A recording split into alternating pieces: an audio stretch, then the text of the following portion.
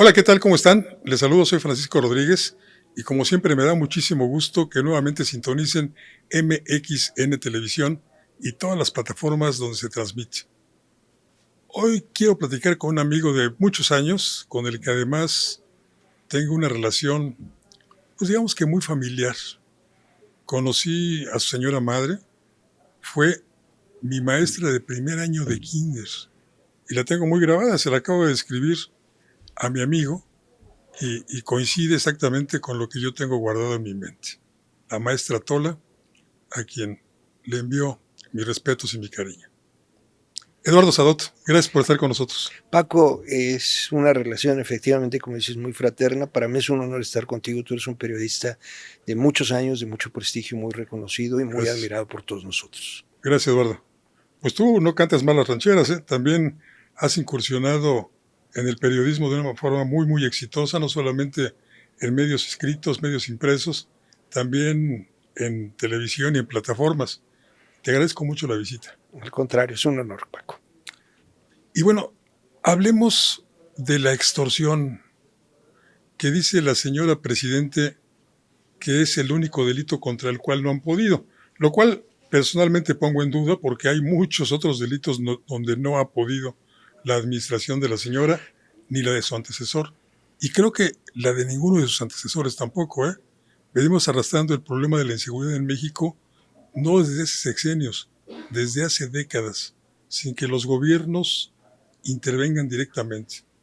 Hoy te leía, Eduardo, y decías que delincuencia y gobernantes, en síntesis, son la misma porquería.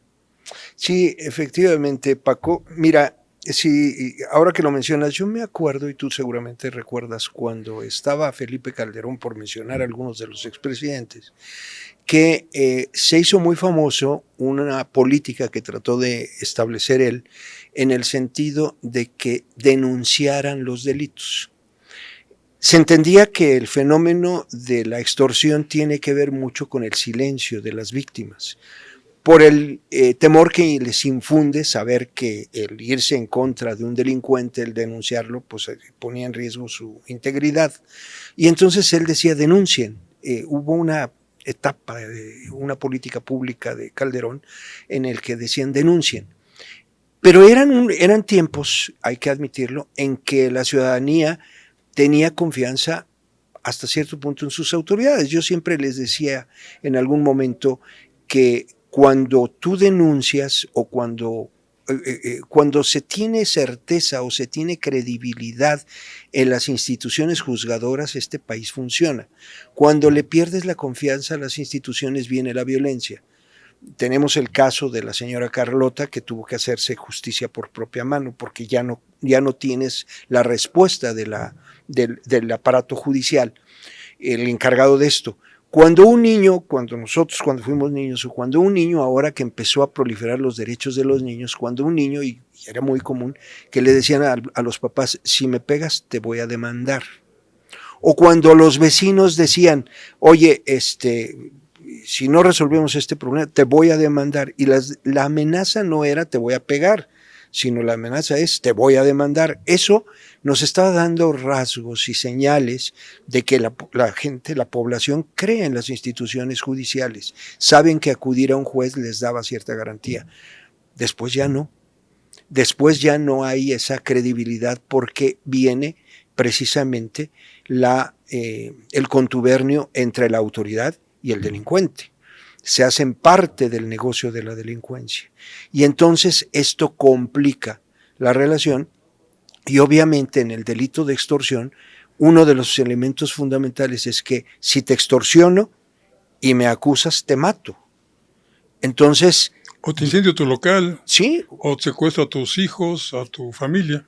o sea, hay una consecuencia que sigue. ¿Y por qué sigue esa consecuencia, Paco? Porque no hay una estrategia y no hay una política ni tampoco una intención política de resolver el problema del secuestro y sobre todo la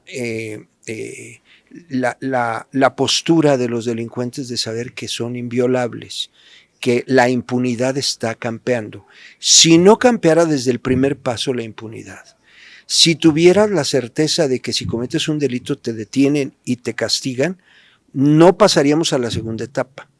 O sea, si a un delincuente que te está amenazando, te está extorsionando, le dices te voy a acusar, y el delincuente sabe que si lo acusas lo van a castigar, entonces ya sabe que no hay impunidad y hasta ahí pararía el problema.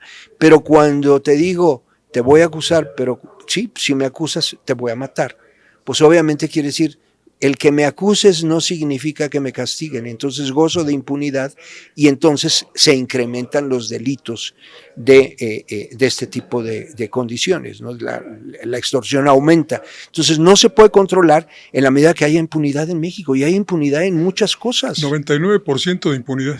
Sí, ese es el móvil. Cualquier delincuente, si sabe que no le van a hacer nada, bueno, lo tuvimos con el intento de asesinato de Ciro Gómez Leiva, ¿no? El mismo homicida, pues sabía que no iba a pasar a más y que al final de cuentas, como ahora sucede, lo están sentenciando a 15 o 10 años de cárcel por un intento de asesinato, que si no hubiera sido eso, hubiera sido más grave. Entonces, no están atendiendo a esos elementos. Y ahora con la reforma judicial, pues peor. Claro.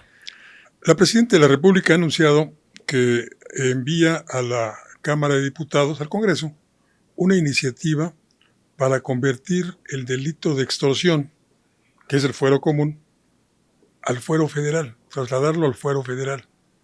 Y también anuncian que con estas reformas a las leyes, que muchos calificamos como persecutorias de la ciudadanía, pues ya está en imposibilidad de que las denuncias sean anónimas, marcando un número telefónico para evitar precisamente esto, la posible o casi segura represalia del crimen organizado hacia quienes son los denunciantes. ¿Tú ves en esto un avance, el que se federalice un delito que es del fuero común? Pues mira, el hecho de que se federalice nunca es garantía de una verdadera lucha contra la impunidad. Tiene, yo creo que muchas aristas. No puede uno atacar estos problemas con una sola parte. Yo te agregaría el caso que en Colombia se hizo en su momento y que no lo tenemos contemplado en esta reforma patito que se está haciendo en el país, que son los jueces sin rostro. Porque no olvidemos, ese es el punto medular de esta reforma patito también, ¿no? O sea, sí, ya te nombraron juez, sí, pero si yo te apoyé con los elementos políticos para que llegues a juez, pues entonces a mí me vas a favorecer, o si tengo un grupo o un cártel, vas a favorecer a quienes yo quiera. Entonces, no hay ese elemento que lo desvincule. Quizá la solución habría sido, a ver, habrá jueces que no vas a saber quién te está juzgando, como sucedió en Colombia, los jueces ocultos que cumplen con su trabajo, pero el delincuente no sabe quién lo está juzgando para no tener represalias. El fenómeno del juicio lo tenemos muy claro incluso en la división de poderes desde la época de Maquiavelo. Maquiavelo decía que los monarcas que tenían las tres funciones que conocemos ahora del poder ejecutivo, legislativo y judicial, la de administrar el reino, la de hacer las leyes porque su voz era ley, y la de juzgar. Decía Maquiavelo que el monarca, el príncipe, no debiera de juzgar, porque cada que juzgas hay un perdedor y un ganador. Siempre hay alguien castigado, siempre hay alguien sentenciado, y ese va a tener un rencor en contra del monarca. Entonces, para evitar ese rencor, mejor que sea otro el que juzgue. Entonces, mientras nuestros juzgadores estén en esa condición, mientras no cumplan con su función y no tengan las garantías, por esa razón cuando decían, oye, es que ¿cómo es posible que gane tanto dinero un ministro de la corte, un magistrado? Pues sí, porque estudiaron y porque su trabajo implica un riesgo mayor, porque de ahí no van a poder trabajar en otra cosa. Por esa razón deben de entenderlo. Entonces, si no entendemos ese aspecto, aquí el punto medular de la delincuencia en todos los sentidos está en la reincidencia que se da a consecuencia precisamente de la impunidad. Mientras no luches, por más que luches contra la delincuencia en lo que quieras, si no tienes medidas estrictas y precisas para evitar la impunidad, nada que hagas va a servir. Es mi modesto punto de vista. No, muy interesante, muy interesante. Y yo creo que deberían escucharlo las autoridades. Lo escuchamos los ciudadanos. Los ciudadanos precisamente nos quejamos cotidianamente de esta impunidad que comentaba hace un rato. Es del 99%, solo el 1% de los delitos denunciados, porque hay infinidad de delitos que no se denuncian. El 1% son los que reciben un castigo o reciben una sentencia. Los demás, dices bien, tú puedes delinquir en nuestro país y no te va a pasar absolutamente nada porque sabes que las autoridades no te van a acompañar, no te van a perseguir, no te van a llevar ante un juzgado y no van a celebrar una sentencia condenatoria. Por el contrario, regreso a lo que te preguntaba al principio y que me platicabas fuera del aire. Esta connivencia entre delincuentes y gobernantes, ¿a qué crees que se deba? Bueno, platicábamos esto. Mira, antes los delincuentes les pagaban a los políticos para que ellos llegaran a un cargo y les dieran favores o les debieran favores. Pero cruzaron esa barrera y se venció esa etapa y hubo un momento que dicen, ¿y por qué te voy a dar dinero para que seas candidato si yo puedo ser candidato? Y entonces tenemos muchos casos documentados de personajes que con evidente participación en la delincuencia han llegado a los cargos públicos. Ese es un elemento. Pero el otro elemento, México está pasando por una etapa de sustitución social.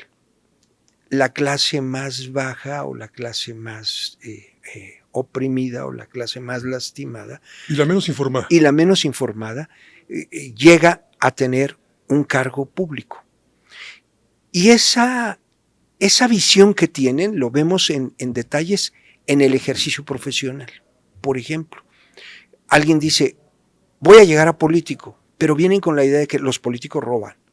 Entonces yo voy a llegar a político, puedo robar. Y puedo robar impunemente porque nadie me va a hacer nada. Entonces llego y como no tengo la formación ni siquiera jurídica, digo, puedo cometer lo que sea y no me van a acusar de nada. Y falta de ética además. Exacto. Y entonces llegan, porque es esa clase social de la que hablaba en su momento Polibio, que era el gobierno, la oclocracia, el gobierno de las masas, de las multitudes, del lumpen, de las cloacas, que coinciden circunstancialmente. O sea, en un grupo de una primaria o en una secundaria, pues tienes compañeritos que son más violentos, que son más bravucones y que rayan en la delincuencia y que si no toman el camino correcto terminan siendo delincuentes, pero son tus amigos. Y entonces ese grupo se encontró más arriba, ¿no? O sea, mis cuates, pues ahí yo sigo estudiando, sigo haciendo pininos políticos, pero mis cuates que venden droga, que se drogan, que están delinquiendo, que roban, pues ahí están y nos saludamos y nos vemos. Pero de pronto tengo la posibilidad de llegar y decir, oye, pues yo te ayudo, delinques tú y yo te protejo. Y entonces esa clase de la que hablaba Polibio es la que está llegando. Y entonces, ¿qué dicen? Pues vamos a aliarnos tú delincuente, yo ahora en el gobierno, contra el resto del pueblo. Yo creo que un ejemplo de esto que muy bien explicas es la jefa de gobierno de la capital nacional. Hace ya mes y medio aproximadamente que sus dos principales colaboradores, los más próximos, su secretaria particular, su jefe de asesores, fueron asesinados en la calzada de Tlalpan. La información que yo tengo y que obviamente la Fiscalía y las autoridades policíacas se niegan a brindar, mes y medio después no han podido dar información al respecto, es que la señora Brugada se comprometió con un delincuente que está encarcelado a sacarlo de prisión siempre y cuando le ayudara a ganar en las delegaciones donde él tiene influencia delictiva. Delincuencias que son Iztapalapa, por supuesto, donde ella fue alcaldesa, Iztacalco y Venustiano Carranza. Esas tres demarcaciones se llenaron de propaganda pagada por este delincuente.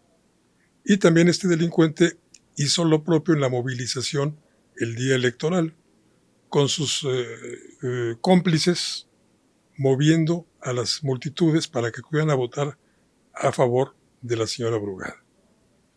Esta es la información que existe en el ámbito policíaco y que, te repito, se niegan a brindar. ¿Por qué? Porque está esta implicación entre delincuente y gobernante. La señora Clara Brugada dejó de ser Clara hace mucho tiempo, es la oscura Brugada, por estos oscuros nexos que tiene con los delincuentes. Creo que es un ejemplo. No, y lo dices claramente. Hay algo que yo le preguntaría a tu auditorio, y les pregunto a todos y nos preguntamos todos. En términos reales, en este momento, ¿quién tiene o quiénes son los que tienen verdaderamente una organización político-social o una organización social? ¿Los delincuentes? Porque en los delincuentes hay códigos de conducta y de respeto.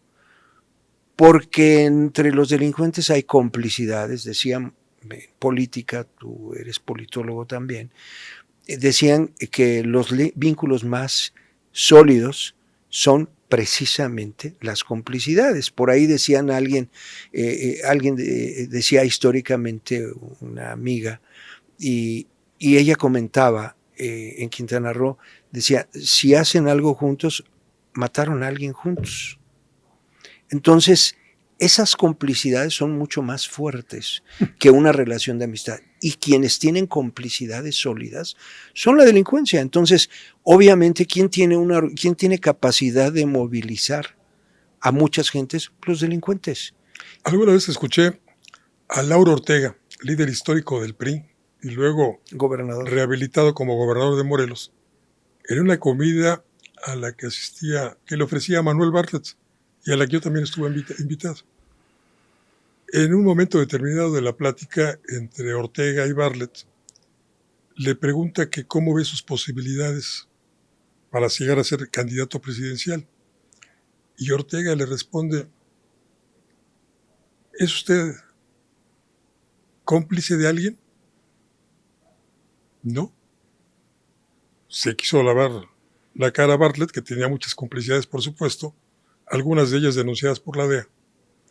Y la respuesta de Ortega fue, faltando meses para el destape, no sea tonto, usted no va a ser. El candidato va a ser Salinas. ¿Cómo se lleva con Salinas?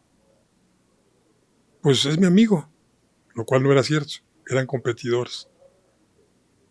Y le dice, no sea tonto, por tercera vez, hágase su cómplice. Y lo hizo. La amistad en política se sublima con complicidad. Esa fue la frase.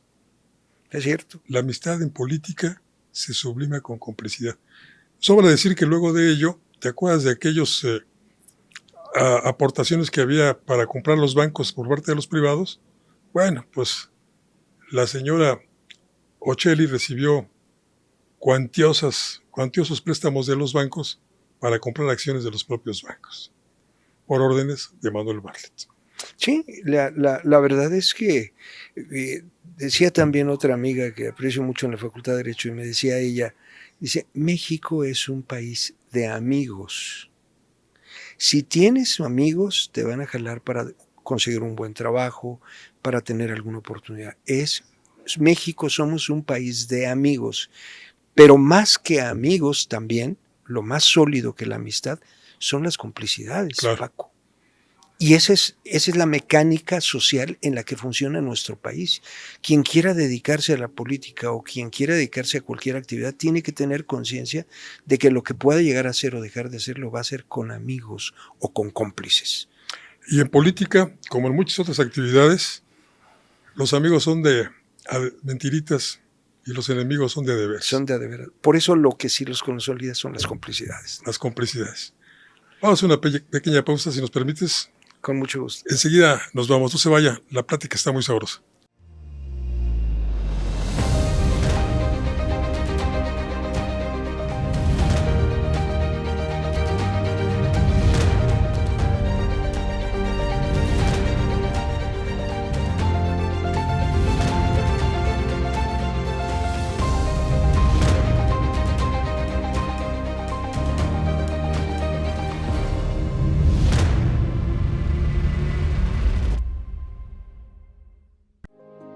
Las cosas que queremos, los proyectos que empiezan, las ilusiones concretadas necesitan una asesoría legal y una base concreta. Notaría 64. Respaldamos tus actos legalmente.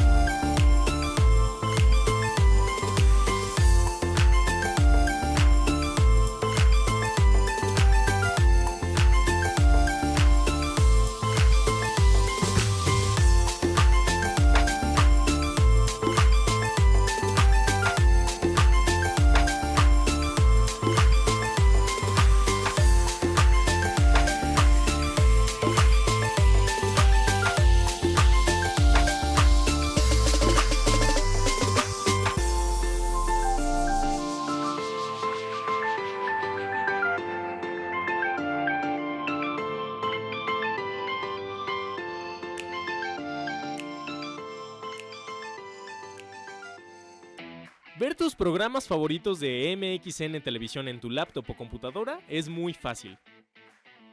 En tu navegador de internet abre YouTube, en el icono de buscar escribe MXN Televisión.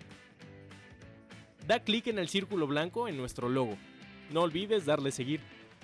Te abrirá nuestro canal principal donde podrás encontrar todos los programas y cápsulas que hemos subido. Desde tu programa de Estado de los Estados, Fuego Cruzado, Atrévete a Leer, Reporte 10 y varias listas de reproducciones con los temas que más te gustan. Ahora, a disfrutar de tus programas favoritos.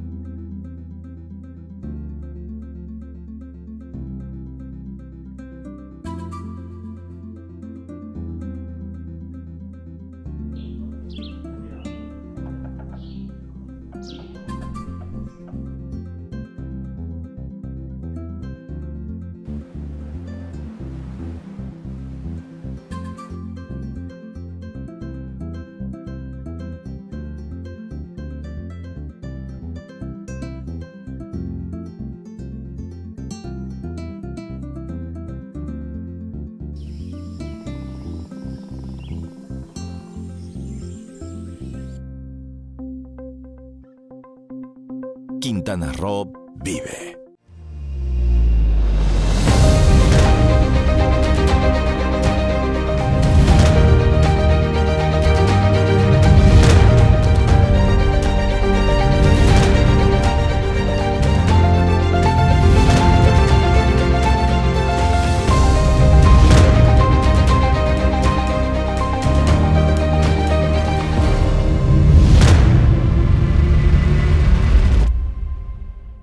Gracias por continuar con nosotros en esta emisión de MXN Televisión Índice Flamígero.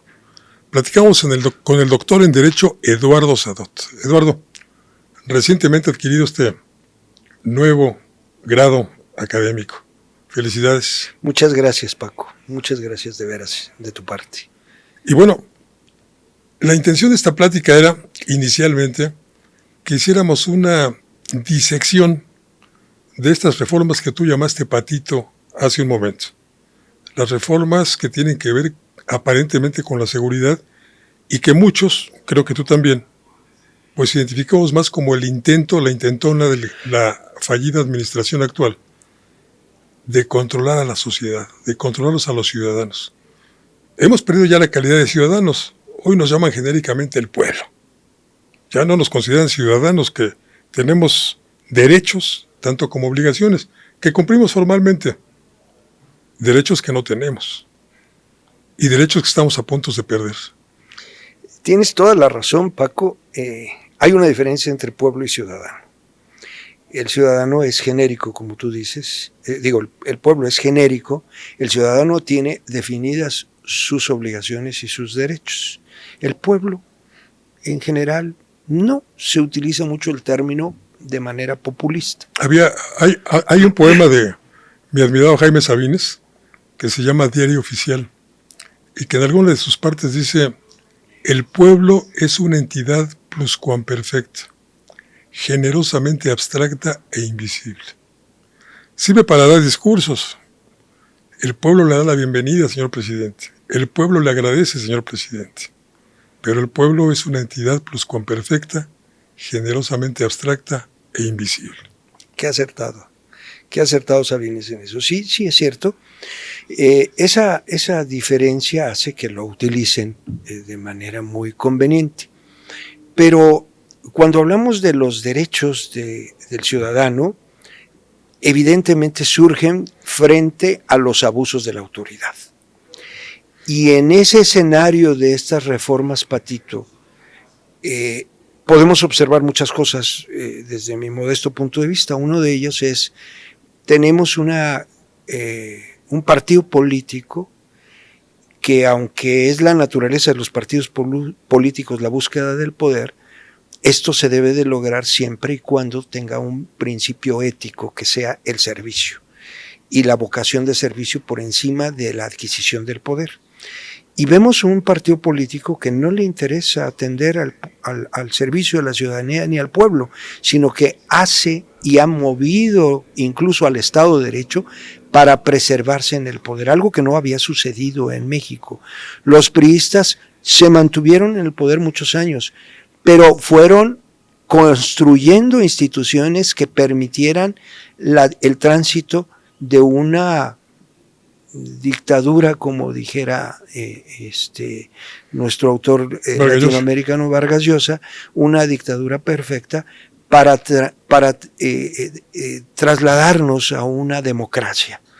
Esa fue la idea. Y el PRI sí hacía cosas, tenía una serie de cosas, se mantuvo en el poder, pero creó instituciones para dejar el poder y para transitar a la democracia. Y hoy, cuando llega un partido diferente, no está fortaleciendo esas instituciones, sino al revés, está retrocediendo para mantenerse en el poder. Ese es un punto que hay que tener muy en cuenta y que hay que saber distinguir entre los que están dispuestos a servir a una nación, a los principios de una patria, y los que están dispuestos a claudicar en todos ellos con tal de sostenerse y mantenerse en el poder permanentemente. Una transición que fue de aquello que, como bien dices, afirmaba Vargas Llosa, de una dictadura perfecta a un intento de democracia, porque ni siquiera se llegó a consolidarse. Pero ese intento de democracia, que no solamente es ir a votar en la urna, la democracia implica muchas cosas, desde que te den un kilo de tortillas verdaderamente de a kilo, hasta que respeten tus derechos humanos. De ese intento de democracia, estamos ahora en la dictadura perfeccionada. Ya no es la dictadura perfecta, hoy es la dictadura perfeccionada por Morena. Y esto incluye, repito, aunque me oiga muy reiterativo, el control de los ciudadanos, su vigilancia. ¿Dónde están? ¿Qué hacen? ¿Qué comen? ¿Con quién se reúnen? ¿Qué conversan? El Big Brother orwelliano, en una época de terror rojo como el de Lenin. Persecuciones, arrestos, asesinatos de los disidentes. No solo de ello, yo creo que no solamente el caso de Lenin, sino también el caso de Hitler. Claro. Y de la Alemania nazi. Sí. Aquí el punto, Paco, es que cuando yo recuerdo una frase de mi padre que decía que la confianza es como una escultura de cristal. Con el aliento se empaña y si se rompe, nunca queda igual. O sea, la confianza es eso. Y acá el tema, para llevarnos a lo que se está haciendo con estas reformas constitucionales, es que lo que está fracturado es la confianza. La confianza no en las instituciones, sino en la clase política y en los políticos, para ser más precisos, en los políticos de ahora. Cuando te mienten y ante las mentiras te das cuenta de ello, lo que se está fracturando y el daño que le causa a una sociedad es la desconfianza. Puede tener la mejor idea la presidenta de México de decir es que si llevamos un control a través del CURP, a través de las redes sociales, podemos saber quién es cada quien y cómo se mueve. Y con eso vamos a controlar a la delincuencia. Suena bonito, es muy poético y es en una circunstancia diferente, realista. Pero cuando tú me dices, yo voy a tener toda tu información para cuidarte, pero también me has apuñalado, ¿cómo quieres que yo te tenga confianza a ti de que tengas toda la información para cuidarme? ¿Tú te imaginas, Eduardo, a un capo de la delincuencia formado en una oficina del registro civil para obtener su cuerpo? ¿A un sicario? No. ¿Necesitan servicios financieros de una institución establecida como un banco? No, es precisamente nuestro sistema es tan permeable y tiene esa manga ancha que, como sucede, vas a tener, como sucede en materia fiscal, tienes un control eficiente fiscal, pero de los causantes cautivos. Pero la otra parte, el mercado subterráneo, la economía subterránea, el mercado irregular, ¿ese cómo lo controlas? Sí, es esta economía informal que es mayoritaria en el país. Exacto. 55% de las actividades laborales son informales. Y si lo vemos desde el punto de vista de ingresos económicos, la gran cantidad de ingresos informales son por la delincuencia. A ellos no los vas a controlar así. Hay sospechas de que nuestro país ha sobrevivido no por las remesas, sino por el circulante del narcotráfico y de las actividades delictivas como el huachicol, como los secuestros, como las extorsiones. Tú y yo vivimos la etapa de la petrolización de la economía, que siempre tenía a todo el mundo alarmado porque decíamos el día que se acabe el petróleo y nosotros dependemos solamente de un producto, y era el principal ingreso. Después empezó a invertirse en turismo y entonces el principal ingreso pasó a ser la industria sin chimeneas, el turismo, y luego el petróleo. Pero de pronto en el gobierno pasado irrumpe las remesas y empiezan a agradecer a nuestros hermanos que están fuera esas remesas y se crean instituciones para hacer más atractivo el ingreso de esas remesas, pero coincide paradójicamente con la venta y la irrupción del fentanilo en Estados Unidos y los grandes ingresos por esa vía. Entonces, ante esa situación, pues la verdad, aunque parezcamos desconfiados, pues cómo puedo confiar que sea otra cosa, ¿no? Las evidencias te dicen otra cosa. Es una forma rápida de hacer llegar recursos negros al sistema financiero mexicano. Pero voy a retomar la pregunta que me hacías de estas reformas, Patito. Tiene toda una secuencia de cosas que nos hacen desconfiar de ella, Paco, y que son evidentes, y que además, con la dinámica de cómo nos bombardean tantas noticias, hacen que una noticia mala se haga vieja y las viejas se nos olviden. Y no es machismo, sino es una realidad de las noticias. Y entonces se nos olvida que, para empezar, para lograr la mayoría que pudiera ser considerada la mayoría calificada que se necesitaba para reformas constitucionales, la Constitución establece que un solo partido no puede tener la mayoría calificada, porque rompe con el principio de pluralidad y el enriquecimiento de ideas distintas. Entonces, ¿qué hicieron? Pues disfrazaron la mayoría calificada perteneciente a un solo partido que nuestra Constitución no lo permite y pulverizan o se dividen o se disfrazan de otros partidos políticos y entonces logran la mayoría calificada de un solo partido, pero lo disimulan diciendo no, soy un partido, pero estos otros son partidos ajenos a mí y eso compone la mayoría calificada. Hoy los mexicanos no somos estúpidos y nos damos cuenta de la realidad y es una mayoría construida perversamente para lograr la mayoría calificada. Y si a eso le sumas la perversión que se dio cuando compran a senadores, los chantajean y los presionan para que voten, y a un ministro de la Corte para sacar la Constitución, bueno, entonces lo primero que tendríamos que decir, a ver, estas reformas, no se engañen, ninguno de ningún partido político pensando que son reformas establecidas por el pueblo bueno y sano o por la democracia en México. Eso es una gran mentira. Y como cereza del pastel, unas elecciones prejudiciales a las que no acude el pueblo, como dice falsamente desde Palacio Nacional, y que además se hacen bajo la música de un acordeón. Es exactamente. O sea, cuando tú ves todos esos elementos, que son lo que dijéramos en derecho civil, que son vicios de la voluntad, y el acordeón es un ejemplo claro, el ejercicio de votar, el sufragar, el ciudadano cuando va a votar, la esencia de ese acto es la instrumentación de su voluntad. Pero cuando esa voluntad no es la del ciudadano, sino es la que otro, que no necesariamente es un ciudadano, una gente ajena, me dice cómo vote, y yo tengo que llevar un acordeón, y con ese acordeón decir, este es este número, ¿sabes qué? Eso ya es un vicio de la voluntad.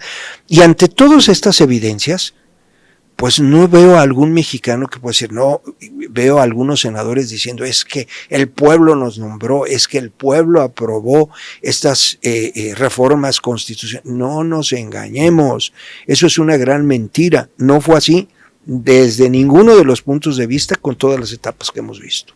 Y si partimos de esa base, cuando en un contrato en materia civil está cargado de vicios que son inmejorables, que son imperfectibles, pues entonces lo que se acuerde en ese contrato no tiene validez, que es el caso de lo que estamos hablando. No son válidas las reformas judiciales ni las patito que recién aprobaron en el Congreso. Están viciadas de origen. Claro. Eduardo, un placer platicar contigo como siempre.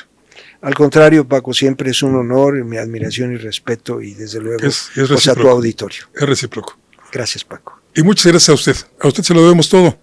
Y aquí estamos para servirle. Este ha sido otro Índice Flamígero a través de MXN Televisión y todas sus plataformas. Y yo soy Francisco Rodríguez, que como siempre le desea que tenga buenas gracias y muchos, muchos días.